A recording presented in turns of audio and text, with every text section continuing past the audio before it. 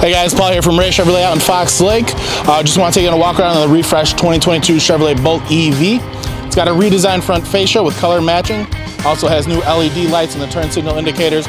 Pretty cool how that LED kind of moves with you while you're turning. Not too much different on the back. You do get the new LED lights, but it's pretty similar to the 21. So nothing super new on the back, but there is a lot of new stuff on the inside. All right, the interior on the 22 is going to be a pretty big step away from the 21. You do still have the whole digital dash here and all that stuff. This one is fresh out the truck, so everything's still wrapped in plastic.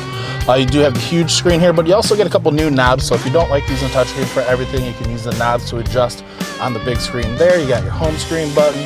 Also, when we're looking at the buttons for the climate control, the heated seats, you can do that on the screen or on the button. So new set of the buttons there. Also, instead of the shifter knob, you got the new setup here where you got your park, reverse, drive, and your one pedal driving mode is all set up there. So those are some of the differences with the 21 compared to the 22 Bolt EV. All right, and we're your EV experts here at Fox Lake at Ray Chevrolet. If you need anything, just ask for Paul.